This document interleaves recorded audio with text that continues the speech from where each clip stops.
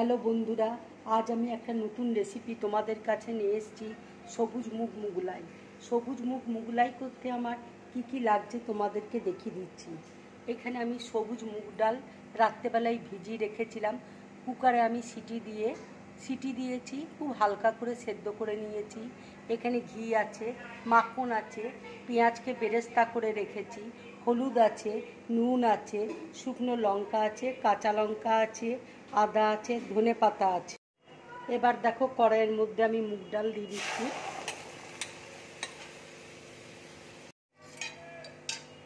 কাঁচা লঙ্কা দিয়ে দিচ্ছি, অল্প করে নুন দিয়ে দিচ্ছি, কেন নুন দিয়ে আমি সেদ্ধ করেছিলাম, এই জন্য হালকা করে নুন দিয়ে দিচ্ছি। হলুদ দিয়ে দিচ্ছি, ভাজা পেঁয়াজটা দিয়ে দিচ্ছি, দিয়ে ভালো। এবার দেখো একটু মাখন দিয়ে দিচ্ছি।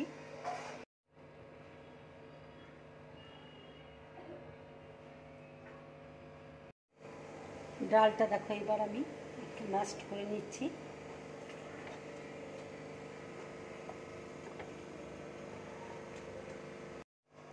এবার আমি তড়কা দেওয়ার জন্য ঘি দিয়ে দিচ্ছি, এবার শুকনো লঙ্কা ফোড়ন দিচ্ছি, আদা কুচি দিচ্ছি,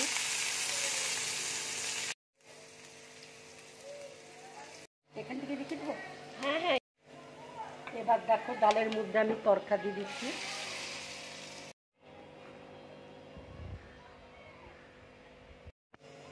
এবার আমি ধনে পাতা কুচি দিয়ে দিচ্ছি।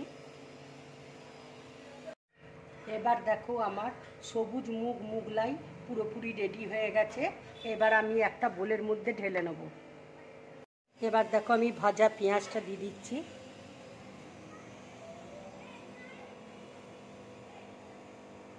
এইরকম সবুজ মুগ মুগলাই বানিয়ে তোমরা রুটি পরোটার সাথে খাবে, খুব ভালো লাগবে খেতে।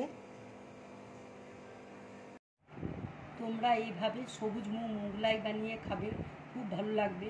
লুচি পরোটার সাথে খাবে, ভীষণ ভালো লাগবে। যদি আমার এই রেসিপিটা তোমাদের ভালো লাগে, লাইক করবে, শেয়ার করবে, আর ড্রিম ব্লগ চ্যানেলটাকে সাবস্ক্রাইব করবে। তোমরা বেশি করে কমেন্ট করবে, আমার খুব ভালো লাগবে। নমস্কার।